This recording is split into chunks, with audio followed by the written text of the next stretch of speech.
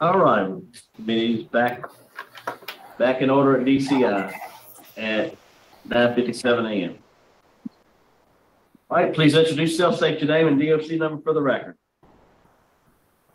Stephen Lober, 87251. All right, Stephen, my name is Brendan Kelsey. My name is Mr. Tony Marabella.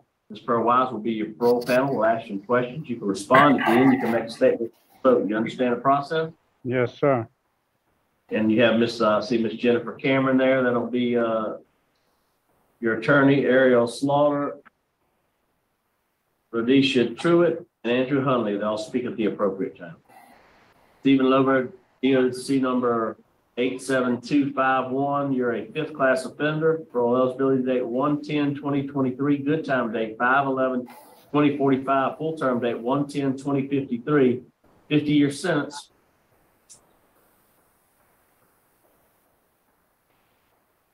For 3 counts of simple burglary, armed robbery, aggravated battery. Does that sound correct? Yes, sir. All right, would you answer Mr. Marabella, please? So how do you pronounce your last name? Lober. Lober. Okay, I thought that's what I thought. I heard something different. Mr. Lober, my name is Tony Marabella. Your case was assigned to me, so I'll start questioning. Mr.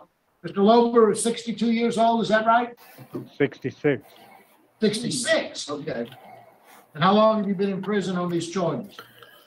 Almost 20 years, be 20 years January 10th. Mr. Lober, in looking at your file and looking at your history, tell me what was going on with you 20 years ago. I was working as an automotive technician and I injured my back and I was prescribed Oxycontin and became addicted to the Oxycontin. And while going through withdrawals, I was desperate and robbed a man for his truck.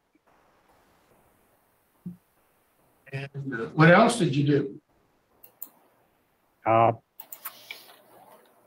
Assaulted him and took his truck. Okay. What about the other burglaries? That was when before I robbed Mr. Bouchard, my victim. I had gone through some vehicles looking for car keys, trying to steal a car. And then you got caught at the casino trying to cash a check? I wasn't trying to cash a check. The girl that The girl you was with trying to cash a check. Right. And then they found other items on you? Yes, sir. And you basically confessed, right? Yes, sir. So tell me, Mr. Lober, who you are today. How have you dealt with your prescription drug addiction? I realized I was an addict. I went through severe withdrawals in the parish prison. And after my withdrawals, I had my wife contact Mr. Bouchard, find out who he was. And I actually called him collect in the parish and told him who I was, told him I'm the man that robbed you, and I just wanted to apologize. Well, since then, you know, Mr. Bouchard seemed like a real nice man. He said he understood, you know, and I told him I wasn't going to bother him anymore. And since I came into the Department of Corrections, I admitted that I was powerless over my addiction. My life had become unmanageable. And I decided I needed to help myself, fix myself, because I was broke. I was in a very dark place, you know. And I started taking programs. You know, I've taken just about every program that's been made available to me for my rehabilitation, you know, religious aspect, drug addiction. I've done just about anything I could to make myself a better person, because I was a bad person back then. So what is your plan to stay sober, to stay off of these prescription drugs? I have no desire. I plan to advocate against opioids, and I plan on continuing with my recovery through NA and AA. Really, NA I find more useful because I was on narcotics. I've never been a drinker, and work with other people. Eventually, my ultimate goal would be to try to start a halfway house, a faith-based halfway house. I've got a lot of religious programs under my belt. I'd like to start a faith-based halfway house to help people overcome their addictions just as I have. When did you hurt your back and start on the prescription meds? That was in 2000. Now, you've got a pretty long history before that. I mean, you have a pretty significant criminal history before that, and you had a very poor supervision history. Now, were you on drugs back then? I smoked marijuana, yes, sir. My problem was marijuana. And through these programs, I found out that marijuana is actually a trigger to do other things. It wasn't just the prescription meds that got you addicted. It was actually marijuana. I mean, you started out, it looks like in 1975, 1976, 86, 98. And in all of your supervisions that you had resulted in revocation for being sent back, mainly because you couldn't comply with the supervision requirements. So when did you actually start smoking marijuana? In junior high school. And how often were you smoking marijuana during all of this time? Yes, sir. Yes. How often were you smoking? Almost daily back then. Have you ever used cocaine or heroin or anything like that? I've tried cocaine a couple of times and didn't like the effects of it. When did you do that? That was probably right after high school. So it's fair to say, well, it's true, and I accept the fact that you were hooked on prescription meds. You started long before your back injury. Yes, sir. Yes, sir. And what is your transition plan? I understand that where will you be going when you get out?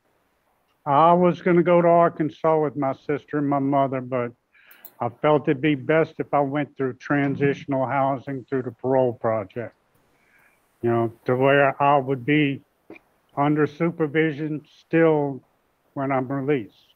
Tell me what's in Arkansas. What will you be doing there?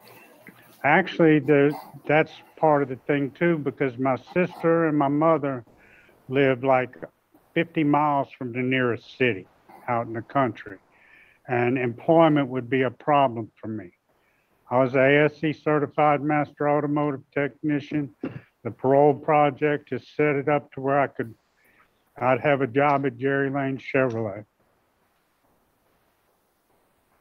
Now, as you've been in prison, I know you've taken living in balance, substance abuse education, recovery dynamics, in a lot of other programs. What programs for substance abuse do you think is the most helpful to you? Recovery dynamics. I was actually a peer facilitator in recovery dynamics aftercare. That helped me the most. Now, I also making peace with my past because I grew up in a dysfunctional family. My parents were alcoholics. In fact, they were violent alcoholics. And making peace with my past relieved me of some of the guilt I felt about that, because I blame my parents for a lot of things, and I'm really the one to blame for what my problems. But recovery dynamics and recovery dynamics aftercare have been the most helpful programs for me. Mr. Lober, your disciplinary history is pretty good. You've only had 7 write-ups, and you haven't had any since 2014. But 5 of your 7 write-ups were fighting. Tell me about that. Well, I'm getting older. When I first came to DCI, I wasn't. In Angola, it's a lot of respect among inmates. I came here and I wasn't used to a younger group of people, and I'm older, and I wasn't used to the disrespect here. And I would react to it. I would challenge it, you know, when I should have just looked the other way. Mr. Glover, you mentioned Mr. Beauchard. He is in favor of your release as long as you've got treatment in prison. You have, and that's a good thing. But, you mentioned Arkansas, living 50 miles from the country. How are you going to be able to get to AA meetings and make sure that you follow up with your sobriety if you move to Arkansas and way out in the country away from the city? What are your thoughts about making sure you stay sober? That's why I want to go to the parole project. Because the parole project is already located at AA and NA meeting location. They'll provide me with transportation to and from work at Jerry Lane. Now, Arkansas. I think, am I wrong that ultimately you want to go to Arkansas, or no? You want to stay here? No, I'm going to stay here and, hopefully be able to get a travel permit to go see my mom and my sister. I can't leave the state, so I'd have to go through the parole office to get a travel permit to do that. But my best option for me is to stay here in Baton Rouge under the parole project supervision. Couple of things that you can't do anything about. You've got law enforcement opposition. Your needs are low and your risk assessment is low. Warden, what can you tell us about Mr. Glover? Hey, good morning, Mr. Barabella. You kind of covered a good bit of it. He's got a really good write-up history. I think his last one was 2014. He arrived at DCI in 06, and then 14 was his last write-up. He is a Pride member. We deal with a lot. Yeah, he's works the same job for I think 7 days a week. He works in our boiler room, so he's had the same job for 12 years, I believe. And he does a good job. He causes no issues, and he's always there when we need him. Thank you very much. Good comments. That's all I have. All right, we're here from Mr. Andrew Hunley. Andrew Hunley with Louisiana Parole Project, appearing before the board to confirm that Stephen is a client of ours. As Stephen, suggested, the plan is that he would go into our residential reentry program until a time where he can become self-sufficient and get his own housing. Obviously, that will take several months at a minimum to do, but we commit to housing for him. Until that time, he has obviously great skills. We're confident we're going to be able to connect him to that job that was discussed. And we are also confident that we will be able to provide him with access to continued care as it relates to his sobriety. We will get a substance abuse evaluation from our staff social worker as soon as he comes on board, and we'll give him recommended follow-up as it relates to his AA meetings and such, and ensure that he gets a sponsor. Long story short, Parole Project's committed to Stephen's long-term reentry, and we have a great deal of confidence in his ability to be successful. Thank you. All right, thank you. We'll hear from this brief comment from Ariel Slaughter. Go ahead and make a brief comment. Yes, sir. My name is Ariel Slaughter. Stephen is my father-in-law, and he is a major pillar of our family. And really, it's almost too good to be true at this point. That I'm so proud of him. He has done so well. And since we've kept in contact over the years, I have managed to, keep with my own sobriety, and I plan to endorse whatever he is, wanting to deal with. He is wanting to go to AA. I fully support that. And I feel that Stephen would be a positive influence on others at this point.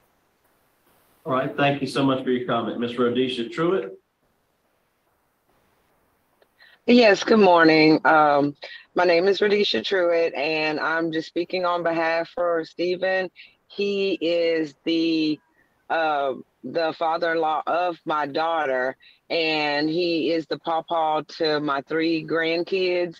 And I know he's shown remorse through the years for what he's done, and I just think he'd be a positive asset to society at this point, and also in our family because we need him. You know, the kids need him. The two grand boys that I have, they need a male figure in their life, and I just feel like Stephen would be that male figure, and we fully support him in all that, you know, that he's going to accomplish, and we're excited. All right, thank you so much for your comment. All right, we'll hear from Mr. Stephen. You can make a comment, and then Ms. Cameron, if you want to wrap it up at the end, that'd be great. Stephen, would you like to make a statement on your behalf? Yes, sir. I feel that I've done just about everything I could possibly do to make myself a better person.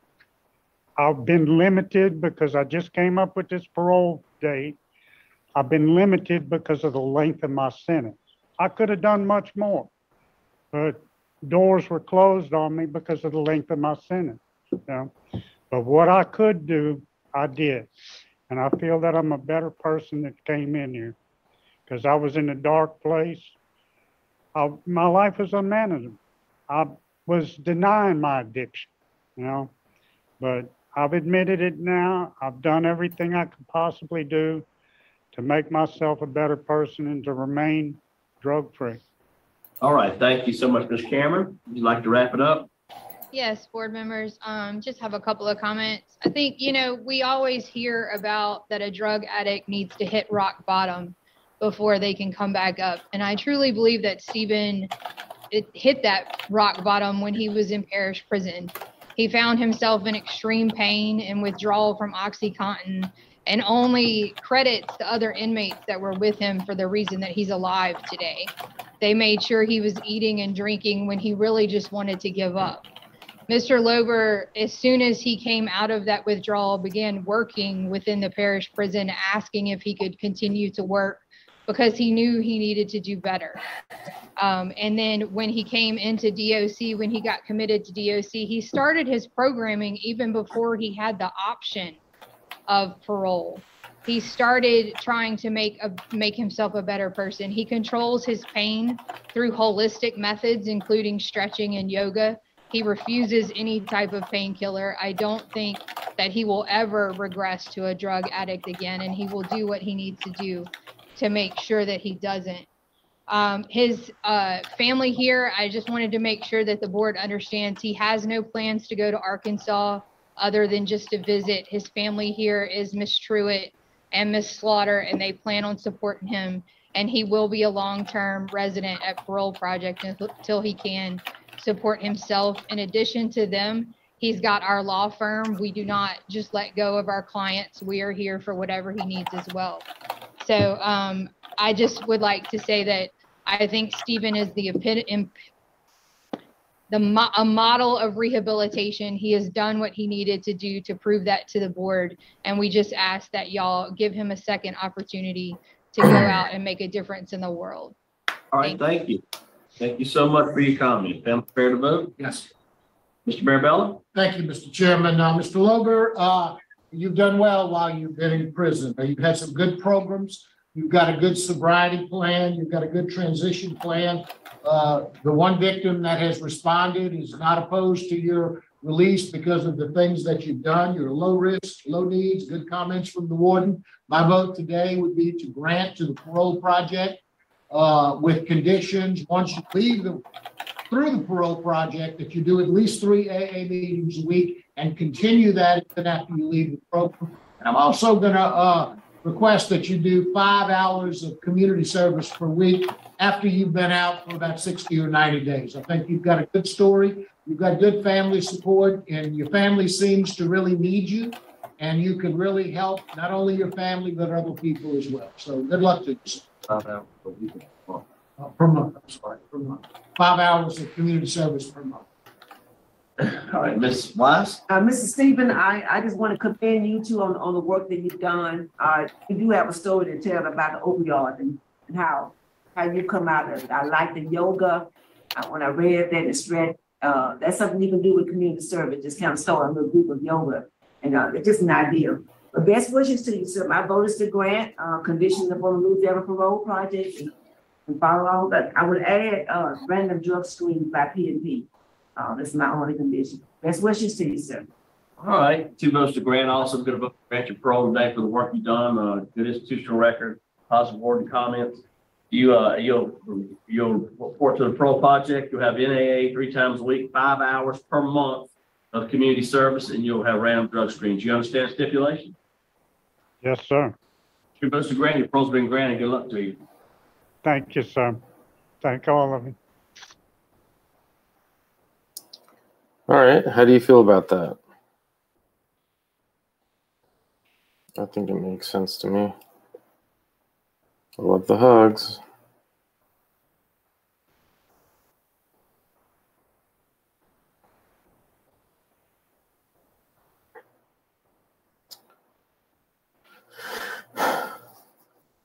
Yeah, I'd love to hear your thoughts on that one.